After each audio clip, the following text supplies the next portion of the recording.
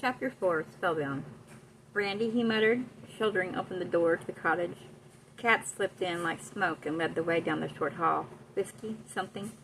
No. Though the weakness still fluttered through her, she shook her head. I'm better now, truly. The hell you are. She felt fragile enough to dissolve in his arms. Have you got a doctor around here? I don't need a doctor. The idea of it made her chuckle a little. I have what I need in the kitchen.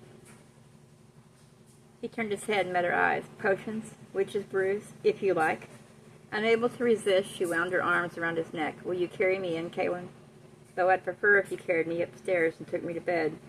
Her mouth was close to his, already softly parted in an invitation. He felt his muscles quiver. If he was caught in a dream, he mused, it involved all of his senses and was more vivid than he'd had in his childhood.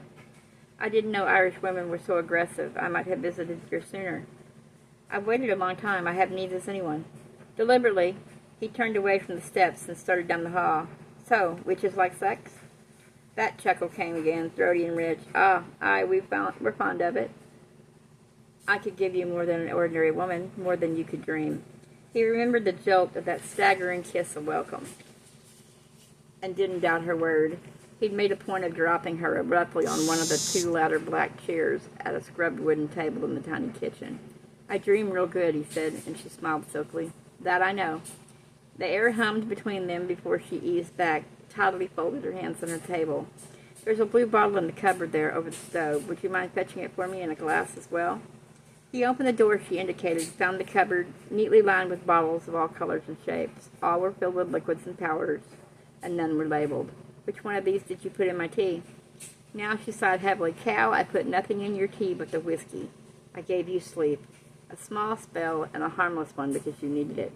2 hours only, and did you not awake feeling well and rested? He scowled at the bottles, refusing to argue the point. Which blue one? The cobalt blue with the long neck. He set the bottle and shot glass on the table. Drugs are dangerous. She poured a careful 2 fingers of liquid as blue as the bottle that held it. 'Tis herbs, and a touch or two of magic. This is for energy and strength. Will you be sitting down, Caitlin? You could use a meal, and it should be ready by now. He already felt his stomach yearn as the scents filling the room, puffing out the stream and the steam from a pot on the stove. What is it? Kreckbakken. A kind of soup. It's hearty and your appetite's been off. You've lost more than a pound or two in recent weeks, and I feel the blame for that. Wanting to see just what was Kreckbakken consisted of, and make sure there was no eye of newt or tongue of frog in the mix, he had started to reach for the lid on the pot. Now he drew back and faced her. He was going to make one vital point perfectly clear. I don't believe in witches. A glint of amusement was in her eyes as she pushed back from the table. We'll set to working on that soon enough. But I'm willing to consider some sort of, I don't know, psychic connection. That's the beginning, then. She took out a loaf of brown bread, set it in the oven to warm. Would you have wine with your meal? There's a bottle you could open. I've chilled it a bit. She opened the refrigerator and took out a bottle.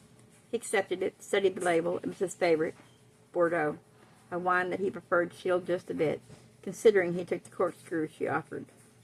The obsessed fan theory just didn't hold, he decided, as he set the open bottle on the slate-gray counter to breathe. No matter how much information she might have dug up about him, she couldn't